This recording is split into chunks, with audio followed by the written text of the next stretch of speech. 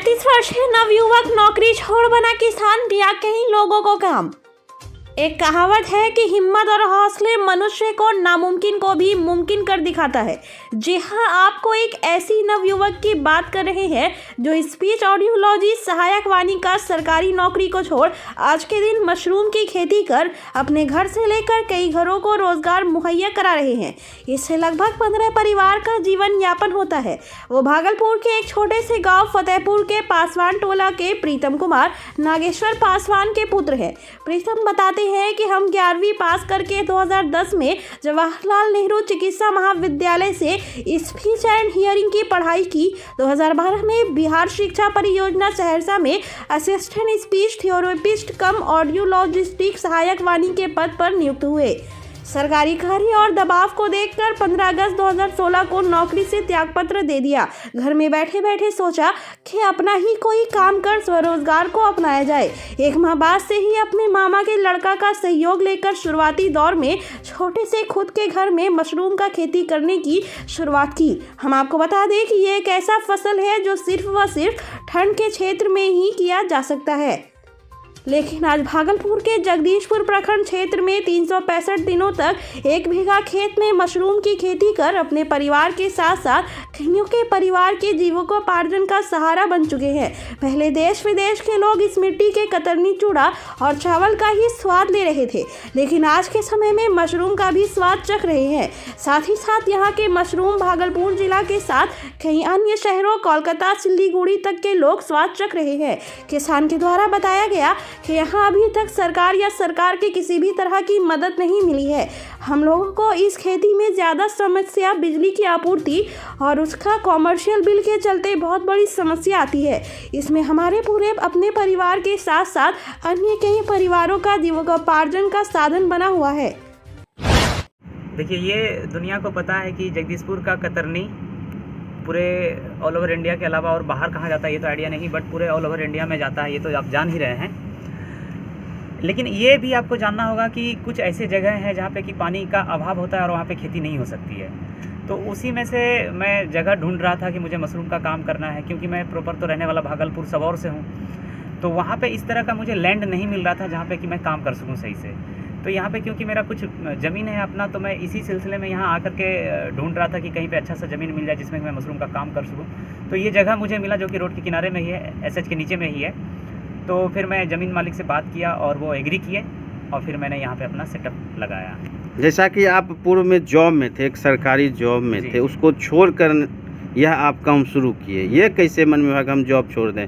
लोग जॉब के लिए जो है कि रात दिन लगे हुए हैं। देखिए सर, ये तो सभी लोगों का पर्सनल मैटर है, इसमें मैं कोई कमेंट नहीं कर सकता हूँ आपको। ये मेरा अपना निजी इच्छा था कि मुझे अपने साथ साथ मेरे परिवार और मेरे गाँव समाज के लिए मुझे कुछ करना है।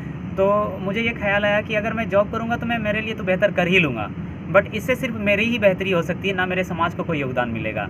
अब देखिए, अलग अलग थॉट्स हैं अलग अलग लोगों के कि वो समाज में कैसे अपना कंट्रीब्यूशंस देते हैं। मुझे ऐसा लगा कि मुझे कुछ और बड़ा करके कंट्रीब्यूशन करना चाहिए। तो फिर मैंने वहाँ पर से अपने जॉब से क्विट किया और फिर थोड़ा बहुत मार्केट पहले सर्च किया कि कैसे काम करना चाहिए, क्या करना चाहिए, नहीं करना चाहिए। तो मुझे इस बीच में आइडिया आया कि मुझे मशरूम का काम करना चाहिए।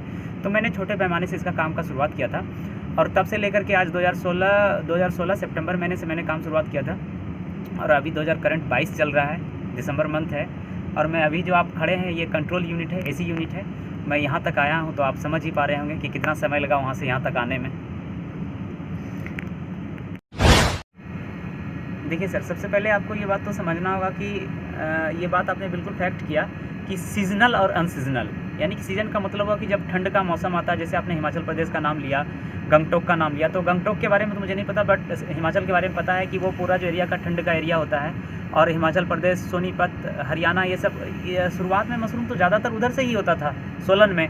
बट क्या है कि सीज़न के अलावा, वहाँ के अलावा भी सीज़न में अपने बिहार में भी बहुत सारे लोग किसान खेती करते थे। तो उनको देख करके मुझे तो ये समझ में आ ही गया कि सीज़न में यहाँ भी किया जा सकता है। बट सीज़न के अलावा अब जब आप बाज़ार खड़ा करते हैं तो लोगों को सर्विस प्रोवाइड करते हैं, तो क्या वो सीज़न में ही मशरूम खाएंगे? ऐसा तो कुछ नहीं है, फिर भी उन्हें ज़रूरत है। तो तब मुझे ये आइडिया आया कि नहीं, इसका एक कंट्रोल यूनिट होना चाहिए जिसमें कि हम 365 दिन मशरूम का काम कर सके। तब जा करके हम धीरे धीरे काम को बढ़ा किए और आज हम ये कंट्रोल यूनिट चला रहे हैं। कितने लोगों को यहाँ पे आप सर्विस दे रहे हैं, जॉब दिए हुए हैं? देखिए सर, 4 से 5 लोग तो ऐसे हैं जो कि हमारे यहाँ पे वो रहते ही हैं, उनको काम है हमेशा, वो दिन रात का यहाँ पे उनका काम होता है। इनके अलावा बहुत सारे जिस गांव के ये नज़दीक में है, ये टेकानी बस्ती पड़ता है, इसके बगल में यहाँ पर के जो लोग हैं उनको यहाँ पे कम से कम 25 से 30 लोग ऐसे हैं जिनको कि मैं महीने में 20 दिन कम से कम काम देता हूँ।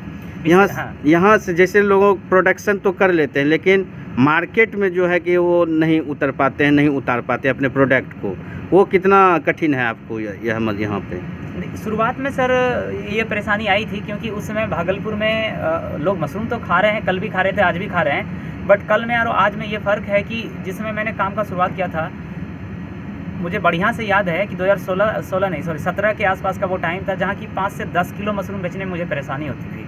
और आज अगर करंट में बात किया जाए तो अकेले का मेरा बाज़ार है जहाँ की मैं कम से कम 200 केजी से 300 केजी तक मैं यहाँ पे इस लोकल एरिया में सप्लाई कर लेता हूँ आराम से। जी, यहाँ का माल कहाँ कहाँ सप्लाई होता है? भागलपुर जाता है, सिल्लीगुड़ी जाता है, गोड्डा जाता है, बोकारो धनबाद भी चला जाता है। बहुत सारे ऐसे लोग हैं जो कि वहाँ से भी मंगाते हैं, बट हम जाता है, बोकारो धनबाद भी चला जाता है। बहुत सारे ऐसे लोग हैं जो कि वहाँ से भी मंगाते हैं, बट हमारे अपनी मशरूम की क्वालिटी है जो कि हम क्वालिटी के बल पे वहाँ से लोग यहाँ मंगाते हैं और हम यहाँ से बाहर भेज देते हैं। यहाँ कठिनाइयाँ आपको क्या क्या है? देखिए, मेन कठिनाई है सर, क्या ये जो क्षेत्र पड़ता है ये थोड़ा सा दक्षिणी क्षेत्र है, यहाँ पे थोड़ा सा लेबर तो अनट्रेंड है ही, वो तो परेशानी है ही। दूसरी परेशानी हो जाती है बिजली की। बिजली क्या है कि दक्षिणी क्षेत्र होने की वजह से यहाँ पे बिजली प्रॉपर नहीं मिलता है। अब बिजली नहीं मिलेगा तो आप समझ रहे हैं कि ये एसी यूनिट है, एसी चलाने के लिए फिर हमें जनरेटर चलाना पड़ता है। अब जनरेटर में क्या कॉस्ट भाग जाता है, तो ये परेशानी है। और दूसरी परेशानी है कि बिजली की जो दरें हैं ना वो भी कम होनी चाहिए, क्योंकि यहाँ पे हमें बिजली की दरें जो है कमर्शियल लगती है। और मुझे क्या दर मिल रही है? ये शायद 7 रुपये के आसपास यूनिट पड़ता है। सरकार के अधिकारी या कर्मी कोई आपसे संपर्क किए हैं? ऐसे तो वो लोग कभी अपने से संपर्क नहीं किए हैं। मुझे ही परेशानी होने की वजह से मैंने जितनी बार उनसे जा कर के मिला, उनको अपना परेशानी बताया कि सर मुझे ऐसे